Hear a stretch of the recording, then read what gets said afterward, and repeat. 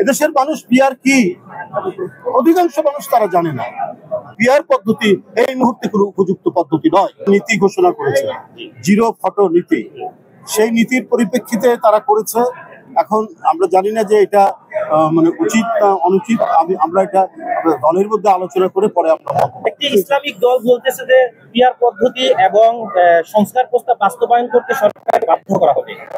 দেখুন, এটা বাধ্যতার তো কিছু নেই। আমি এই প্রসঙ্গে বলবো যে জনগণ এটার জন্য প্রস্তুত কিনা। আমরাও তো রাজনীতি করি এবং অনেকবার বাংলাদেশ জাতীয়তাবাদী দল রাষ্ট্র পরিচালনা করেছে। এদেশের মানুষ পিআর কি, অধিকাংশ মানুষ তারা জানে না। এবং এটা কি সিস্টেমে হবে না হবে, এটার অন্যান্য কি বিষয় সেটা তারা জানা। অন্য যারা বলছেন তাদের উদ্দেশ্য কি আছে জানি না, কিছু হয়তো আমরা উপলব্ধি করি, সেটা আমি বলতে চাই না।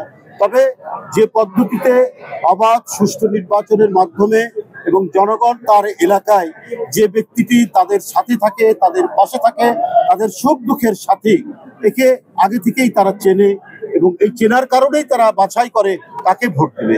এটাই হচ্ছে প্রতিষ্ঠিত পদ্ধতি। এর বাইরে গেলে জনগণ বিভ্রান্ত হবে। সুতরাং পিআর পদ্ধতি এই মুহূর্তে কোনো উপযুক্ত পদ্ধতি নয়। আপনার স্বপ্নগুলো আকাশ ছুবে প্রবাসীর হেলিকপ্টারের মাধ্যমে। বিয়ে, জন্মদিন অথবা যে কোনো বিশেষ প্রয়োজনে হেলিকপ্টার ভাড়া করতে যোগাযোগ করুন স্ক্রিনে দেয়া নাম্বারে। প্রবাসীর হেলিকপ্টার, নিরাপদ ও সাশ্রয়ী বাহনের বিশ্বস্ত নাম।